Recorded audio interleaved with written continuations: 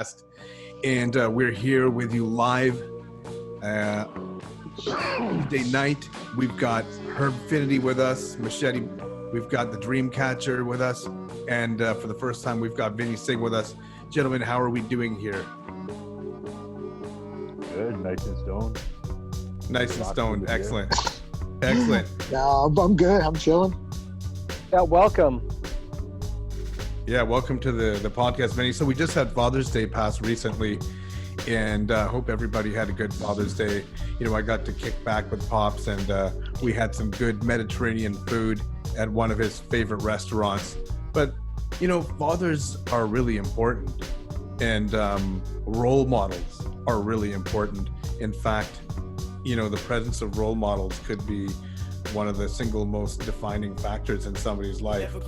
So why don't we take a moment to speak about the importance of, you know, a father and having good role models in our life. Vinny, since you're first time on the Infinite podcast here, why don't you kick it off? Fathers and role models, your thoughts. Oh yeah, I mean, I guess Pop's a big role model to me. Like, we have a lot of similar likes, a lot of things we like doing, and like if I have any issues, problems, I always call Dad first. Dad, what do? I never figured this out. He's lucky to have a dad like I have. Mm-hmm. Very smart, very knowledgeable. We got to start at a young age doing a lot of DIY stuff. Yeah, do a lot of stuff. Do it yourself. He's a handyman. Oh yeah, big time. He's got his daughter green thumb. He's got a great gardener. Yeah. Actually, I took that pack. I like gardening with him. But it's one of our things we do together. So I kind of quite enjoy that. Nice. What do you think that out of all of the things that your dad modeled for you, what's the one, you know, single greatest lesson you learned from your father? Greatest lesson is be very humble and to always lend a hand and be there. Like, especially my dad, he's there for like everybody in the family. And I know this because my cousins from both sides, if they have any issues, they're going to talk to my parents. Mm-hmm. Awesome. Dreamcatcher. Importance of having a father and role model in your life. Yeah. So I'll echo on Vinny's, because of course Vinny's father is my father-in-law. You know, he's a retired doctor, cardiologist. One of the things that my father, my biological father, really respects of Vinny's dad is he is so humble. And for someone who's very well versed in many things, and someone who's done a lot in his life and had levels of success in medicine and business and so forth, he really is a down-to-earth guy. My father, you know, this was a special Father's Day for me because, of course, it being my first Father's Day, now being as a father versus just being a son. So that was really special to then. It's also then providing my dad and Vinny's dad as now grandfathers on a Father's Day. For my dad, you know, my dad was my first soccer coach. He put a harmonica in my hand at like the age of 3, bought me my first guitar at the age of 5, bought me a keyboard at age 8. At age 9, bought me a video camera, got me and my best friend drove us down to Seattle for Star Search to audition to Star Search in 90. So he really is the reason why I got into music and film. I really do, and soccer. So those are 3 things in my life that I still to this day are a part of me, and he definitely helped to cultivate that. At the same time, he was also the discipline hand that, you know, whooped my ass, because that's the way it was done in the Caribbean. So, you know, you would pick your branch, and you could either pick the thick one, but that's going to leave the mark, or you pick the thin one, but that one actually is more painful, because that one's more like the whip, feels like a belt. Yeah. So I've got both sides of it, but I'm the man I am today because of the discipline that I got. And I'm not looking to say that I endorse necessarily hitting your kid or whatever, but at the same time, in the 80s, that's what people did. Everyone was working with the best thing they had, right? And I'd say more than ever, people do need to discipline their kids. And going now to the full circle of it, of me raising my son, I'm looking to raise him similarly to what my father did for me, meaning I will be the one to lay good values, but also to discipline, but also show him things around art and entertainment. And I'd say the greatest lesson he's ever taught me is one that actually has just come back up recently. It's really easy to treat people well who treat you well.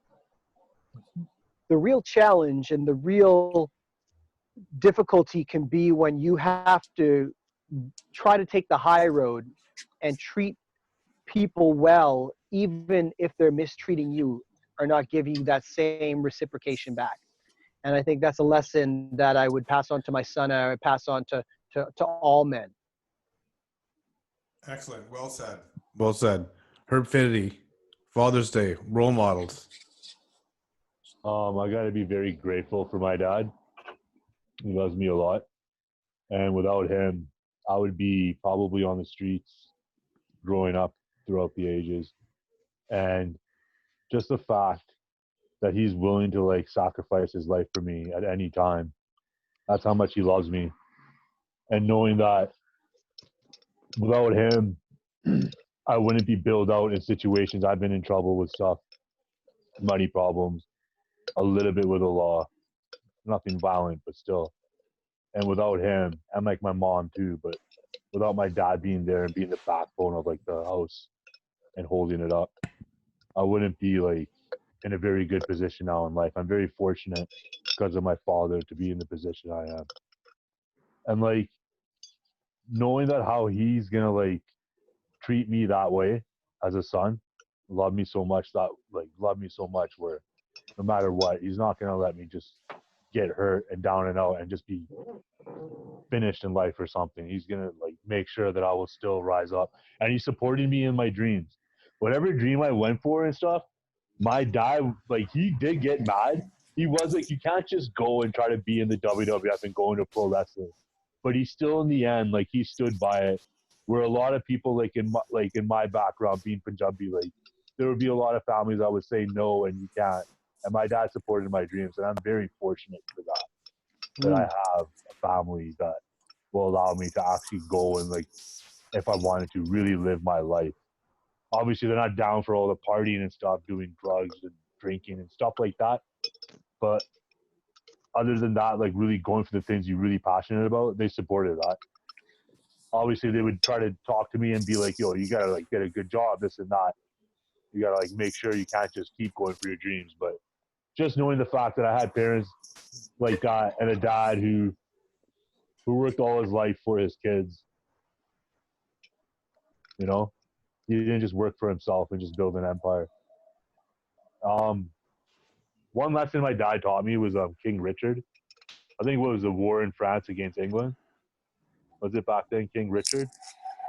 Where the story was that he couldn't win. What war was it? It was a war where I think it was King Richard, where he couldn't win, and he couldn't win at all, and he didn't know what to do.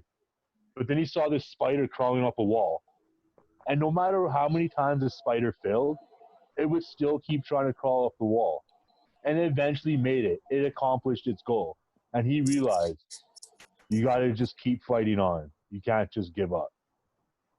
And because of that, I think I still kind of haven't really given up on the things I want to do in life, accomplish before you kick the bucket. So I'm the kind of guy that wants to live forever. You know, like really, if I could, I'll be immortal forever. If people say you get bored on Earth, I'd be like, man, how do you get bored?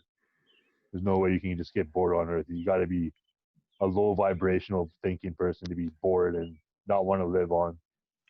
But yeah, that's my 2 cents, whatever. That's my piece. Well, that's the whole thing about that makes life so valuable, Death. My personal take, Father's Day, fathers and role models. I have a great relationship with my father right now, but in the past, I'll be honest, I've not always seen eye to eye with my father.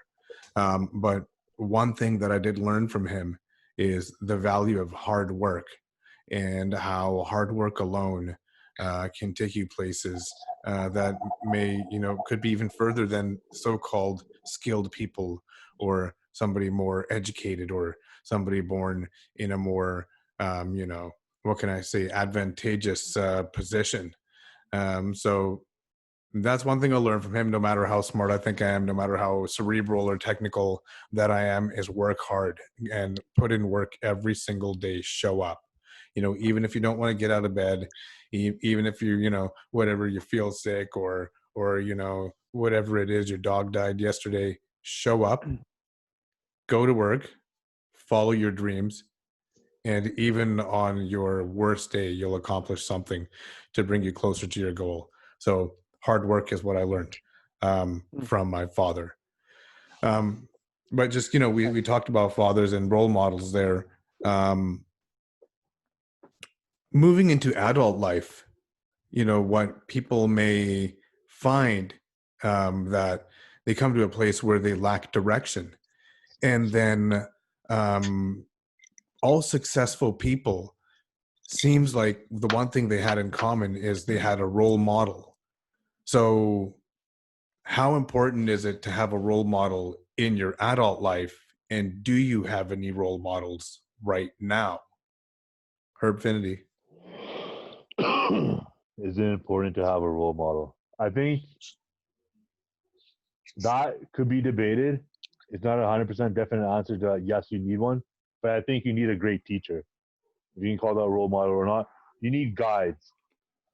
You need people pointing you in the right direction, showing you like the proper use of leverage to in whatever you're gonna accomplish in life or go forward with. I think you need a really good guy. If that's a role model, sure. Because a lot of people can look up to someone and then realize they were quite a like pile of crap, or what they were saying really wasn't that wise, and like just they were mistaken by it. But there are people like me, obviously, who look up to Bruce Lee.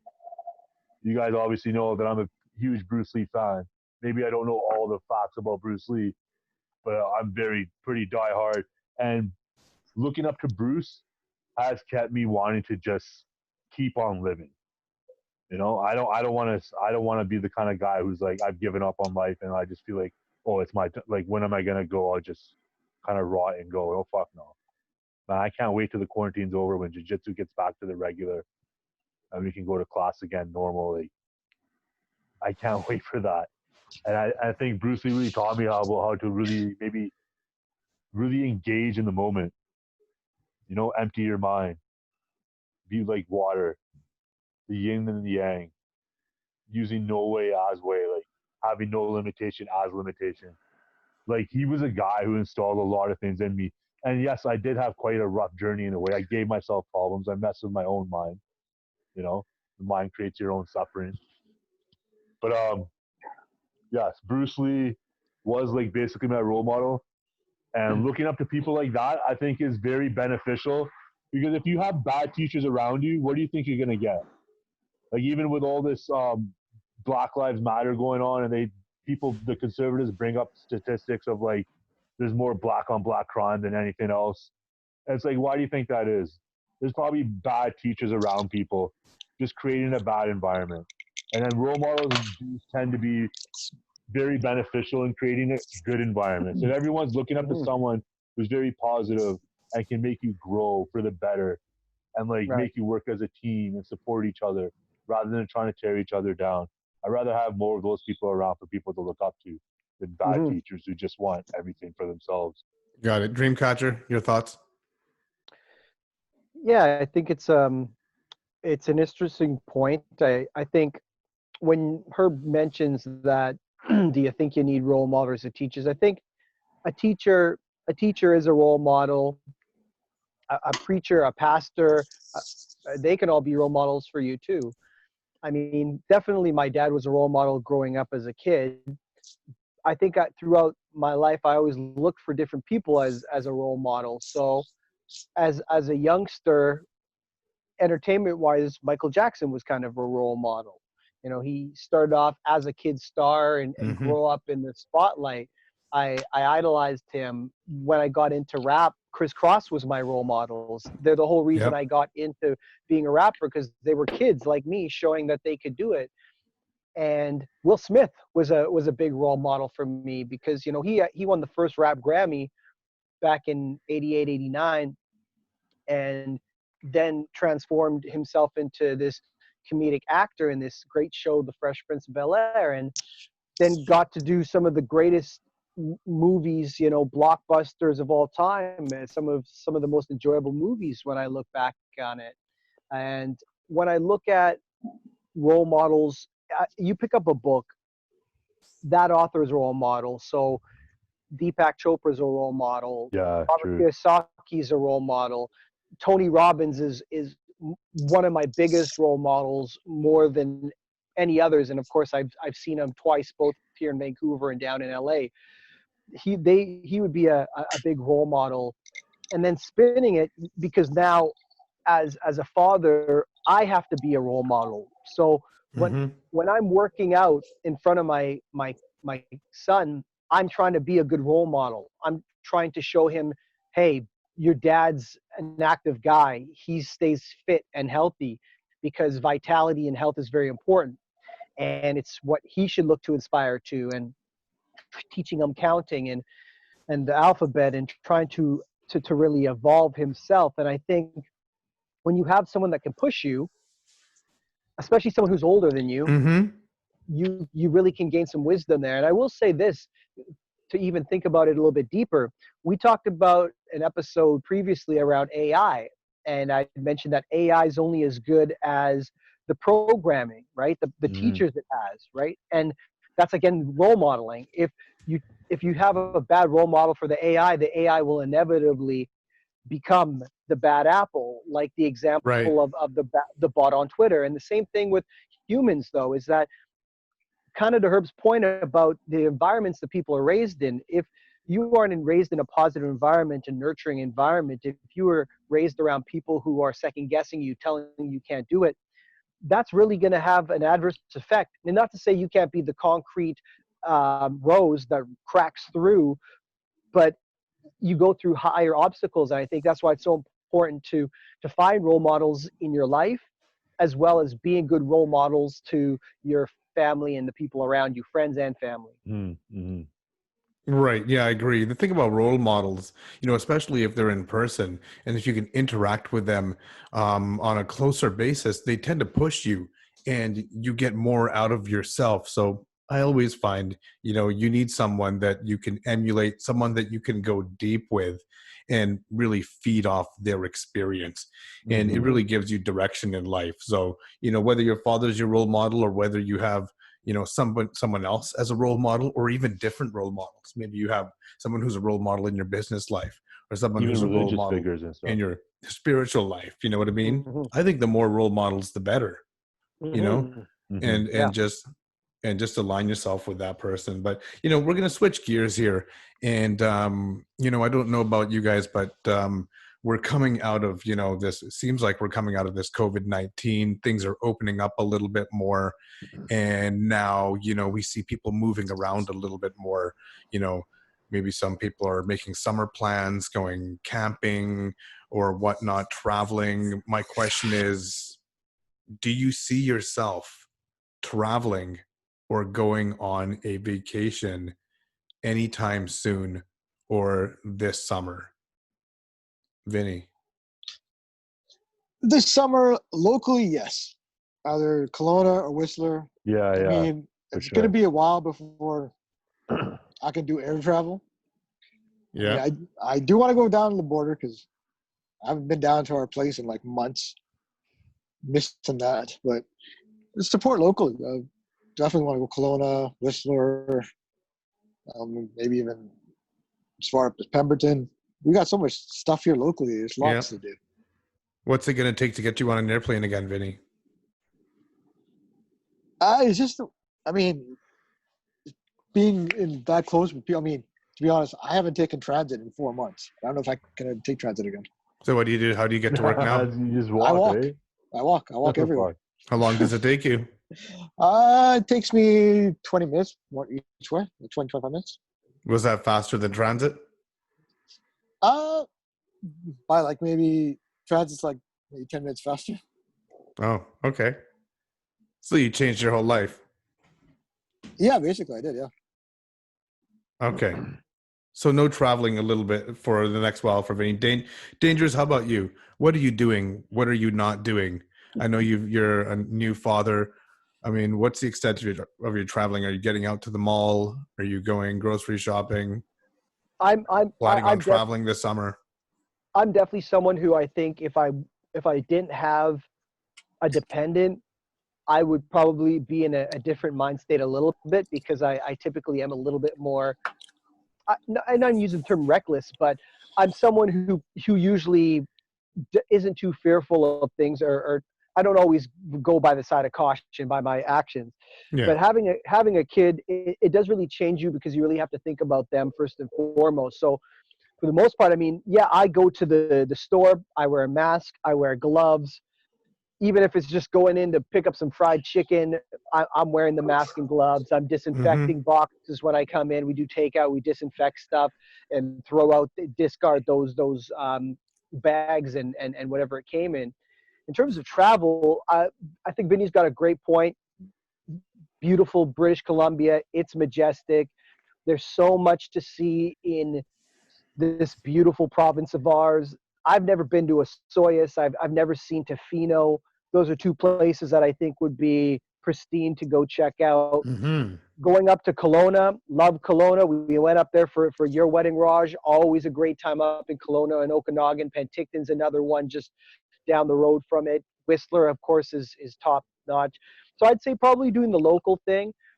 I'm kind of at the point now where everything I'm seeing with the United States makes me want to boycott the United States. The more I hear about it, I'm kind of done with the United States.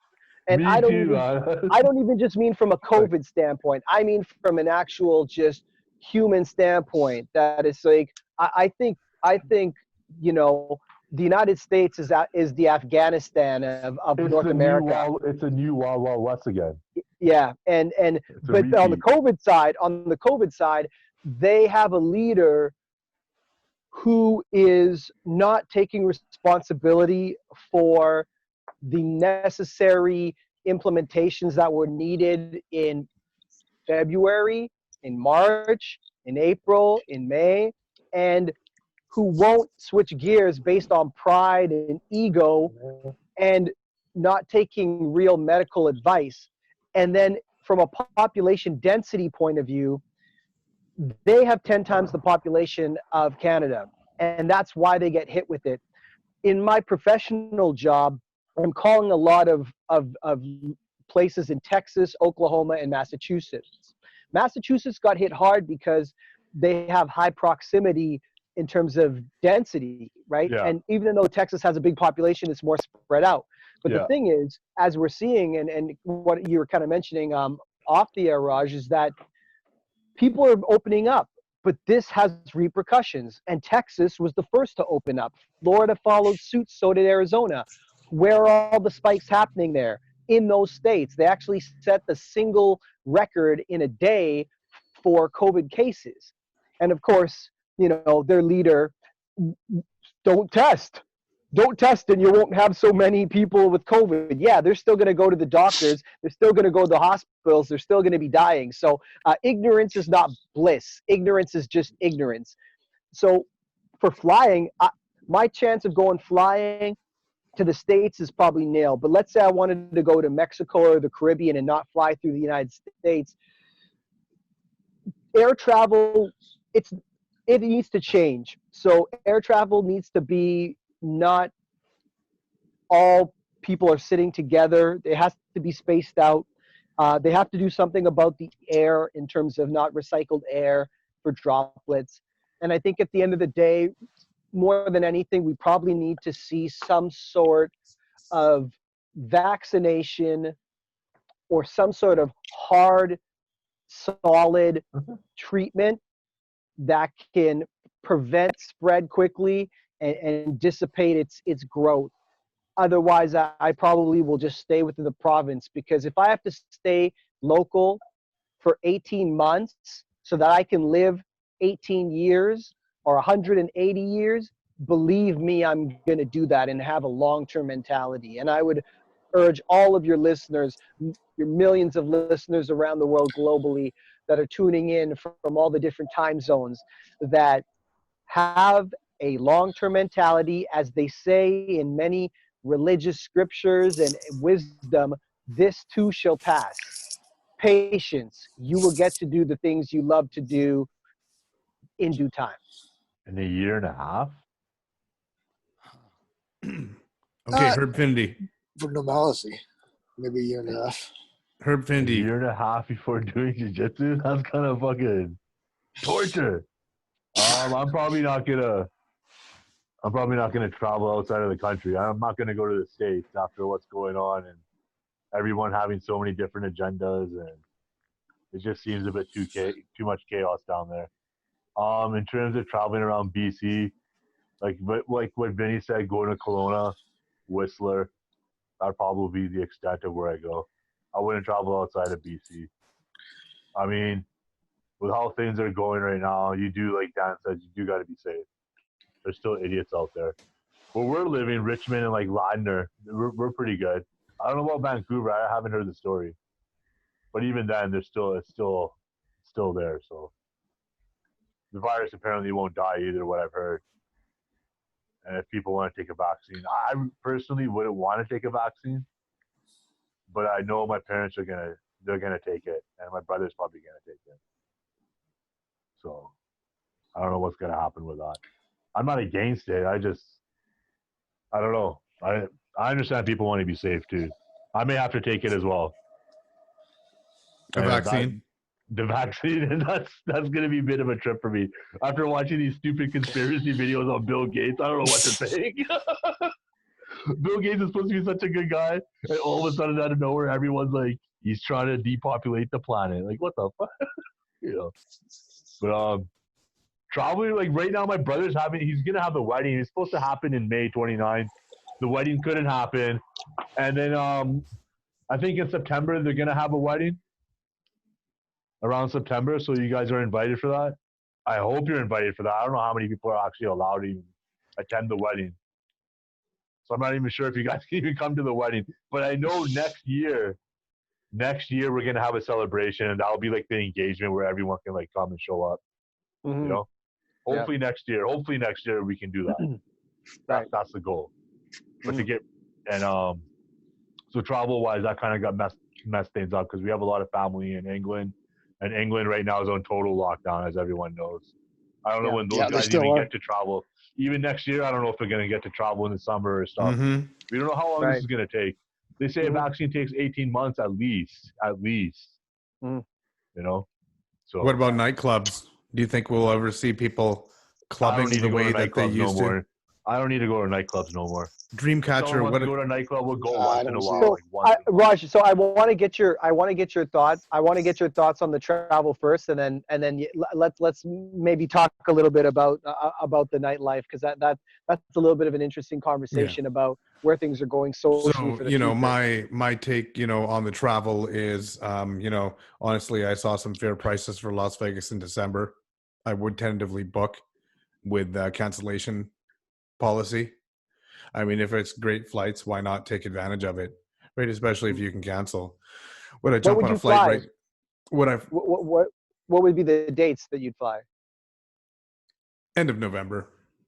Okay, late winter. Yeah. Okay. Yeah, end of November. But my first option would be first class, where you don't have that middle seat. You've got a lot of room between you and whoever it is. Nobody ahead of you. Hopefully you've got your own washrooms and whatnot. Oh, you got to book that right as fast as you can. Right. Well, yeah, I mean, yeah, that would be the best option. Am I going to jump on a cruise and lock myself at sea for 7 days? No. With a couple of hundred people or a couple thousand people? No. I mean, if that was your plan, you can just kiss that plan goodbye. Right. Would you wear a mask on your flight? I was thinking, but would I wear a mask on the flight? Yeah. You have to. It's mandatory. Hopefully, I travel with somebody I know. I know, and I wouldn't have to. I mean, I think you have to have a mask. I don't know what the actual regulations is. I mean, nowadays, why take a risk? I mean, especially if it's a small flight, 2.5, 3 hours, you can do I it. I mean, think if it was a longer flight, might get uncomfortable.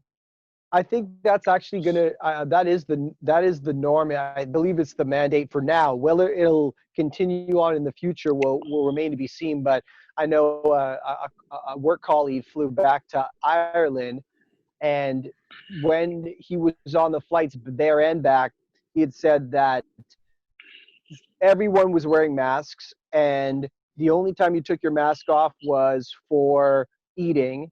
And the flight attendants would actually come by, similar to what they do with the seat belts, or hey, go back to your seat. The seat, the seatbelt signs on, and say, oh, excuse me, sir, you need to put your mask back on. So Yeah.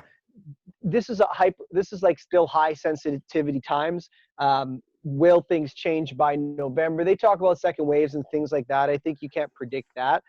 But on the piece about the nightclub, so there's a promoter here that I've worked with in years past, and they were talking about the new requirements, which is nightclubs are only allowed 50 people, and there's no dancing allowed, social dancing. You got to just stick to your area. There's only allowed tables of 6 people.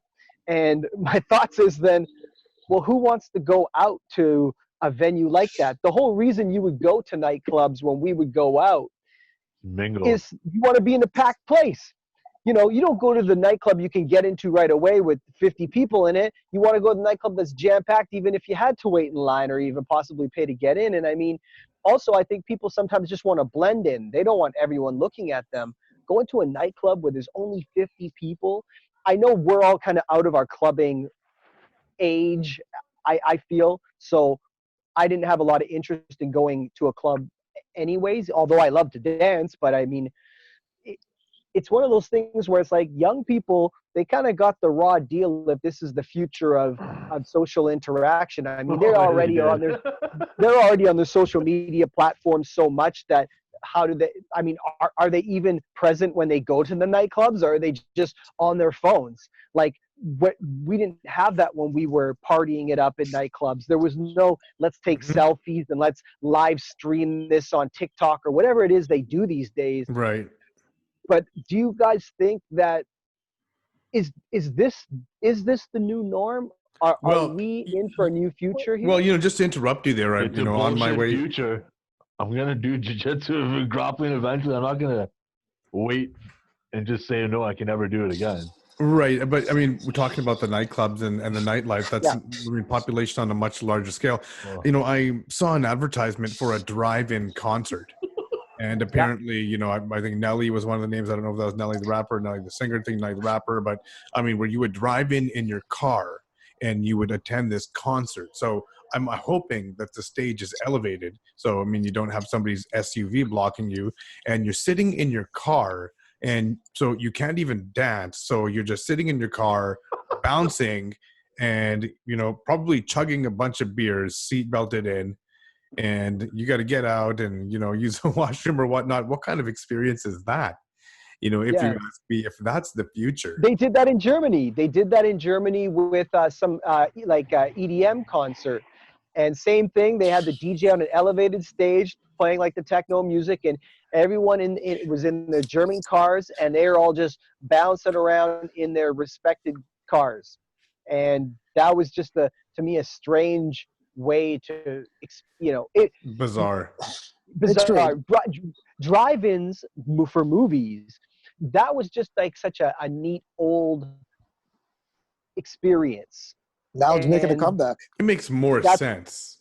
that makes more sense because you're quietly, you're in your little bubble watching it. But I think with music and entertainment and nightlife, all of these things are really revolved around the interactions that you have with people, the conversations, the moments, the dancing, the flirting. It's something that could be lost. So yeah, I wanted to. It might be Just like get to Demolition Man, like a virtual nightclub. Yeah, you That could know, be the It's gonna future. be like, it is like Demolition Man in a It's way. going to be Everyone, virtual nightclubs. You know what? Give me a and the prediction sex right is gonna now, be guys. like all virtual too. Give me a prediction right now. Give me a month and a year of when is the next time we will see a packed venue concert or a packed venue sporting event. How long are we going to have to 2022. wait until we see this? 2022. What month in 2022? Well, so this outbreak, global pandemic started what?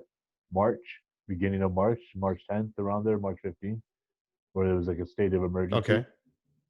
So let's say what, 20? Yeah, it's going to be basically 2022, like the beginning, I think. Okay. So well, I'm going to Like beginning. I'm like going to say February, February 2022. January Beginning of the year. 2022. Dreamcatcher. When are That's we what I think going to of Pack see Stadium, where they're going to allow Pack Stadium to No, happen I, again. January 2022? Dreamcatcher. Maybe When that's are we too going far, to I don't know. see people attending concerts and sporting events again? yeah. So I've been thinking about this a lot. So I'm glad you asked the question. I actually am a very optimistic person on a lot of things in life. This is probably the most weak and pessimistic that I'll ever sound, but Damn we will never see it ever happen again. Oh, come on. No way. We will never Really? we will never Never again? never. I will was never going to say like September 2022. we will never get to experience this again. And I'll tell you No, why I they think can't this. be like that. That's I'll tell you why I think this. I think it because there's all this infrastructure that's going into reacting to this new norm. You know, if you look at the stadiums in soccer, everyone now, of course, is playing in front of no fans. You're going to see that across all sports going forward, and stadiums will continue to be just used honestly. It will, if it comes back, it won't be to what you think it is. It will be staggered seating, and it will be really spaced out because this can't last forever though. Well, those I don't know. stadiums probably have some type of rent mortgage to pay as well. So if they can't bring butts in through the door and sell tickets, then they're going bankrupt as well. So there's got to be some type of everything is going to plan. be changed, right? Like if you look at the Trump rally in Tulsa, right? 19,000 people and 6,000 showed up. Luckily, 6,000 showed up and not 19. The damage hopefully won't be as bad as it is. Once the numbers start coming for that, you'll probably even more so probably perhaps see a little bit more aligned with what I'm seeing, because people will not risk their lives for things like this. And even if the governments say it's okay, you can go to a Manchester United game, you can go to a New York Yankees game, you can go to a Chris Rock concert for comedy, you can go to a U2 concert, whatever it is, people will be reluctant to go. Some people will just go. Some people are foolish and won't care, but I really don't think we'll ever see it happen again. And it's sad in a way, because I think about my son. I don't know if he'll have a normal life the way we had normal lives when it comes to going out for trick-or-treating with Halloween and being able to interact with kids the way that we used to interact. I think this has changed everything.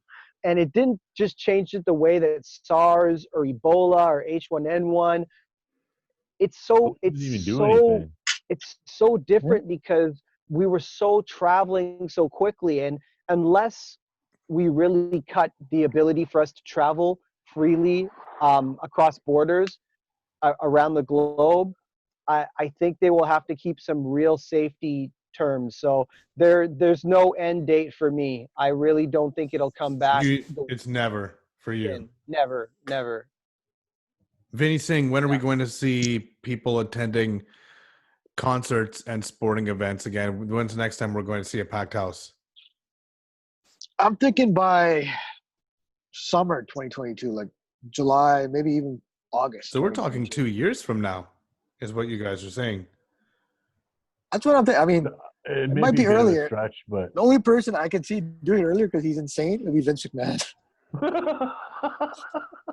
Maybe Dana Yeah. White. he's gone more senile Oh, than ever. Well, Dana. they've before. already He's got the senile now. plexiglass up now, He's which on I the like. senile age. Yeah, that's cool. I don't So mind that. I mean, I wouldn't be surprised if I Well, think he's they're the gonna NBA kind of came back. already that the- had like scatter of fans the last What round. was That's your how date? they're gonna start. They're gonna start with separating people from a distance, and then finally, once the COVID-19 really drops down, then they might just allow What more was your people to date? sit closer. What was your date, Raj, that you were going to say? I think we'll see people in stadiums again by maybe January 2021. Yeah, That's my opinion. Mm. Can I ask you guys I hope, something? Maybe I you guys can go. Maybe you guys can go around on this. What are you basing your projection on? Well, I'll go first since I was just talking. What I'm basing my projection on is just public behavior. Right now, we're seeing people out in the streets wearing masks. Why can't people be at hockey games wearing masks? Mhm. there's a protest. And based on the fact that there could be possibly a medication built or created at that point that can effectively reduce the symptoms. I don't think we'll be seeing a vaccine at that time. But I think one of the key stats you might want to look at is, yes, infection rate is you want to look at, but hospitalization rate. Because if people are being infected, but they don't need any type of specific medical treatment, that's, I mean, either that, there's not really too much to fear, or, there is a certain population that has an immunity to it. Some quote unquote immunity, right? Like maybe they're passing it, maybe they're no. There's so much conflicting information out there. There's conflicting information that says you cannot pass it now when you're asymptomatic. I think, combined with the way that we're seeing the public move right now, and even here in Vancouver, public swimming pools are now open on July the 13th. So that is a pretty big, now we're going to be sharing our own bodily fluids with other people in the same pool. So that's what I base it on. And, we may see a spike again in infections, but as long as, like, to repeat myself, if the hospitalization rate is not there, if the death rate is not there, then we're just going to ride it out. My two cents on that one. Yes. Vinny, where are you guys getting your projections from? What are you guys kind of similar to Raj in terms of where your thought analysis is on it? Yeah, because basically I'm looking how it's only soccer that's coming back with empty arenas. And other sports are having a difficult time how to figure it out. Are you gonna have how many number of people are gonna have in the arena? I think you probably see an outdoor concerts come back first because it's Right. outdoors. Mhm.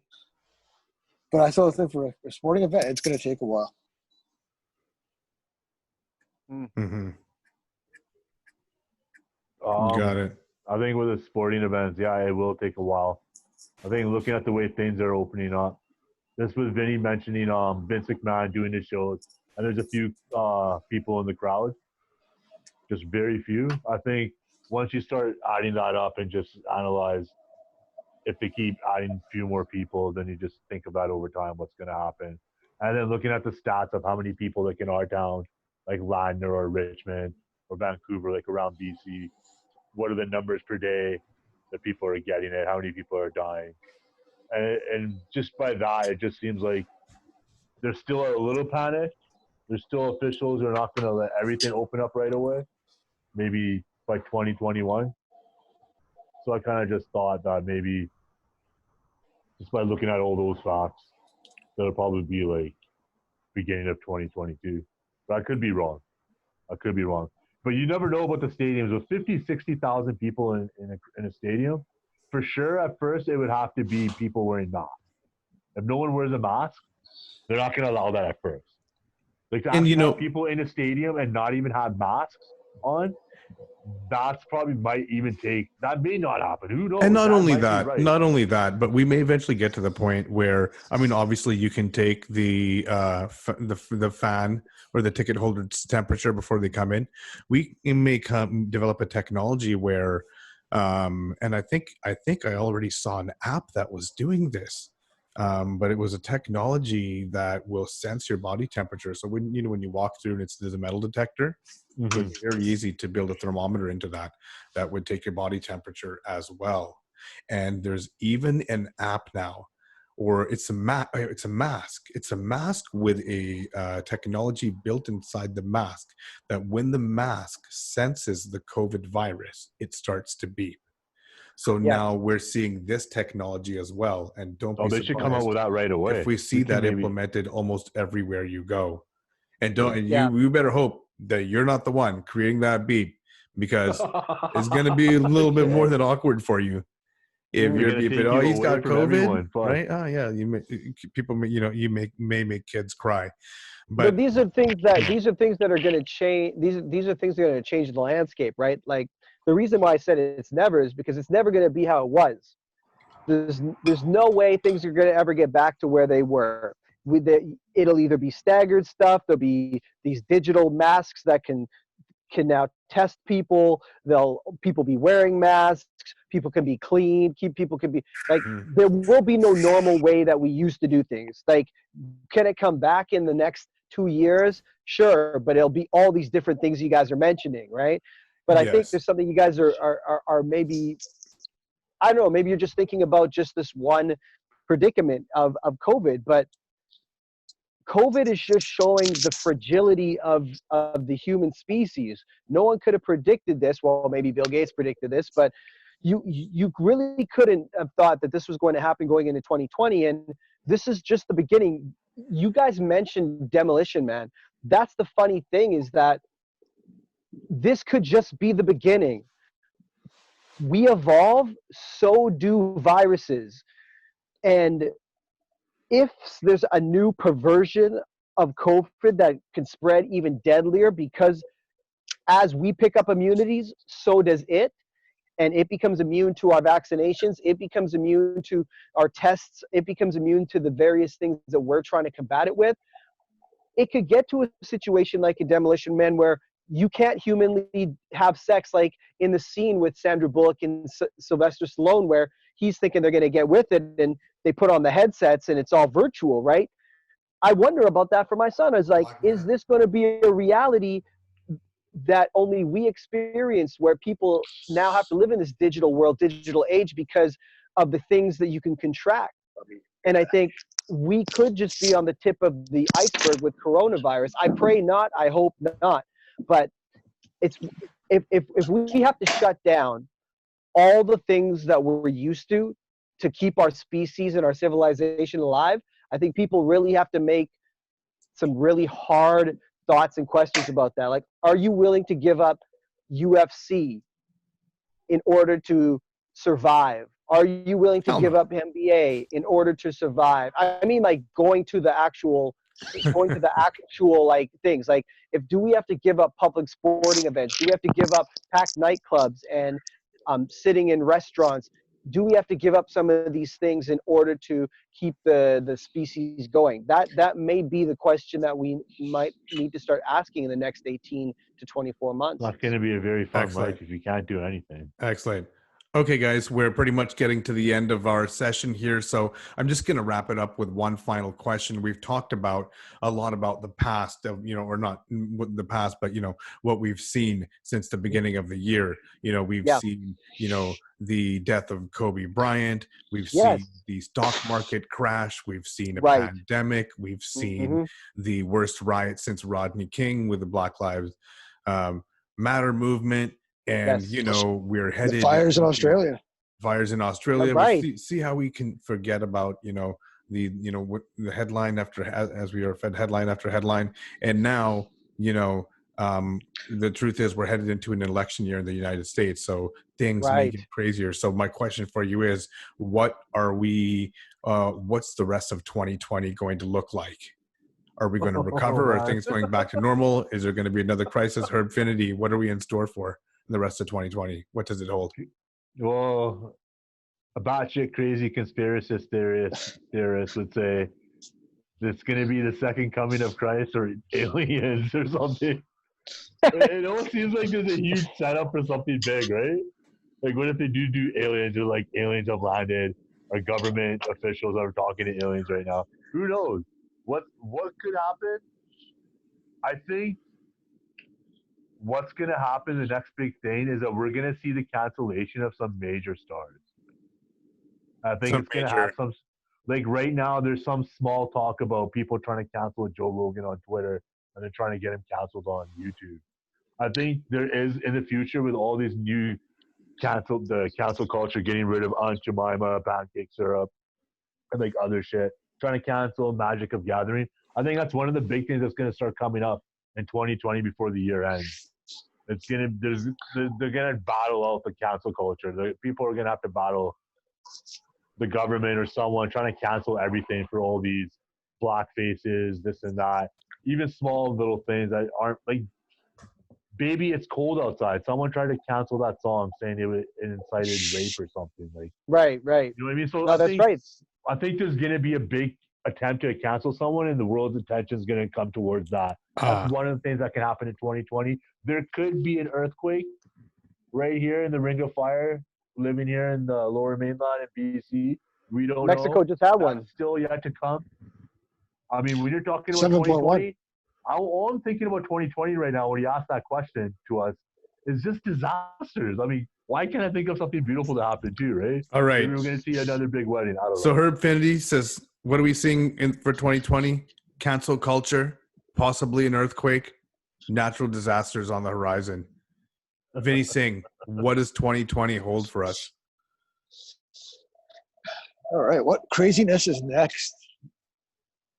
I mean, This we've is your seen a chance to lot. be the Nostradamus, and we have it on video. Michael Jordan gets canceled.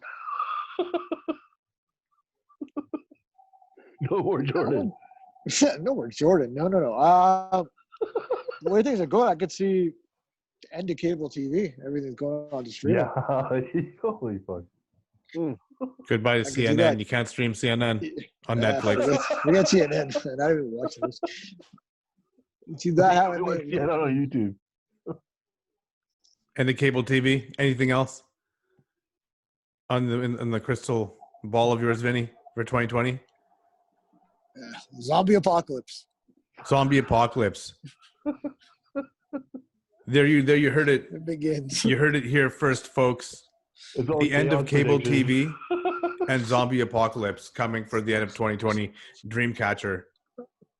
What should our listeners expect for the rest of 2020? I think both Machete and Viper had some hitters, and I think they've got some misses. Definitely the hitters, like Herb is profound with it. The cancellation movement is on everything from statues to work that people have done in the past, movies like Gone with the Wind. You can't alter our past. That's another one similar to the Baby It's Cold Outside. So I think you posted something, Raj, around, if you just erase your past, you're also erasing the lessons. And I think it's very true is that what happened has happened. You can't erase slavery. It happened. You can't erase what happened with Hitler. It happened. We have to learn from it so that it never happens again. Yeah. And I think Vinny was on it with the cancellation of cable. I think that cable is really starting to phase out more and more. I think cable will just go towards streaming. They'll just have to pivot their whole business towards streaming. I think those two are pretty key, and I think you guys are spot on. If I had to really pull out the Nostradamus in me and put on my my Dreamcatcher pajamas and get into Edgar Casey mode and try to dream some predictions right now, I would say a couple of things we're going to see. We're going to see a very short-term mentality right now in people, especially young people. People are going to go out. They're going to enjoy the summer. They're going to people have been cooped up for so long. It's led to pandemonium and riots for unjust things. So people want to get back to normal. People are going to go out to enjoy life as they know it, at least a little bit. I think you're going to see over the summer, you're going to see road trips increase greatly. You're going to see the rise of gas continue to rise quite a bit as people start to hit the roads, which is a cool thing in the fact that I think road trips is a really neat thing that you're going to get to re-experience, and you're going to see people driving across these great lands. I think you're going to see a great sales in RVs and vehicles. And I think in your industry, Raj, I think you're going to be RVs are for sure. you're in a good industry in terms of being in the automotive. I see that making a big comeback. I think you're going to see the invention of more gaming platforms working with sports, watching things virtually. I think you're going to see fans being more integrated with Zoom and watching the game, and fans being able to like cheer from their house and watch these. So I see all the sports leagues coming back, but maybe with it just being remotely at first. And I think with Hollywood, you're going to see a lot of change. I think you're going to see a lot of storylines be erased. You're going to see a lot more diversity, but it's going to be diversity just for the sake of it. So like every show is going to have, of course, it's homosexual storyline. It's going to have a transgender storyline. There's going to have to be an Asian. Almost, it's because if you look at it, almost every show does at least have a homosexual character. People are complaining about why there's always a white cast only or something. You're going to see more and more diversity into that. I think going into the fall, people keep talking about the second wave. I think actually on the positive tip, I think if people can hunker down and we can actually eliminate people who have it and really stop the spread, there is the chance to actually eradicate COVID. Because it's not like COVID just continues to come back every year. It just blew up out of nowhere, out of some sort of transgression that happened back east. So I think if we can stop that transgression at these markets from happening, if that's where it happened, and then we can actually get people kind of wrangled up, and maybe taking caution for the next little bit here, we might be out of the woodwork, and things will still never, I feel, be back to normal, but I think we can start to move in that direction. I think then going into the calendar year for the election, I think you're going to further and further see Donald Trump really become the bad choice, although they might not want to go with Joe Biden. Joe Biden is the lesser of the two evils, and you will see Joe Biden will win the election because of the lesser of two evils. I think you'll still I don't know about that either. You'll continue to see He's just civil as senile. All right. Well, that was a pretty thorough prediction from Dangerous Dreamcatcher. I'll go with my final thoughts there on what 2020 holds. I definitely think 2020 holds a wild summer. All that built up energy. We're going to see some partying, whether it's at the beaches or on the streets. It's going to be, a summer full of fun and adventure for everyone. How that's going to spill over, knowing that it can't be in the clubs and bars, we will have to see. But it's going to be a wild summer. 2020, what it's going to hold. One thing I'm looking forward is in 2020 we may see for the first time ever a human passenger set off to space. One of the companies I kind of follow, Virgin Galactic, headed by Richard Branson. Of course, they're building a space shuttle, a rocket, and Richard Branson is scheduled to launch himself into space later on this year, and that would mark the first time that pretty much a normal human civilian and non-astronaut was launched on a commercial, on a commercial space rocket into the atmosphere, into space. So that's going to be a landmark if that happens. And what else? What was my final thought here? I scribbled something down, but the truth is I can't read it right now. But headed into the election, we are going to see possibly the dirtiest advertising kind of slam campaigns between Trump and Mr. Joe Biden there. It's going to ignite all sorts of tensions. People are going to go right back to where it is. and the race card is going to be heavy in play towards the end of this The year. left versus the right. Maybe the heaviest forever. So that's my predictions for the end of 2020. And I thank everyone for joining me today. Thank our viewers for listening. It's been an awesome Infinite podcast. Yeah. And everybody tune in next time. That was dope.